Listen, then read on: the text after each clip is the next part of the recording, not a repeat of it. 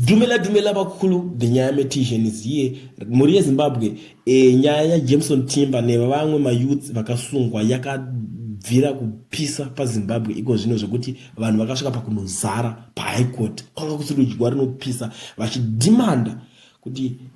free timber ndo hashtag yavanga vari kufamba nayo because pari kunzi aiwa ko chamanyatsomusungira chii pari kunzi timber haasi criminal saka why muri kumusunga pakuti asangana nemayouth vari kugocha hanzi vanga vachiita barbecue according to advocate Fadza Maira kuti vanhu ava vanga vachigocha mayouth vachicommemorate youth day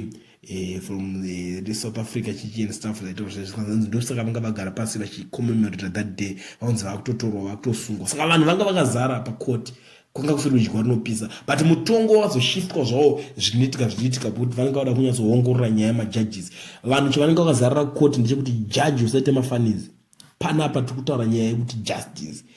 musi kudzidzira mutemo musi kudzidzira law ndo nyaya yanga ichinetsa ikoko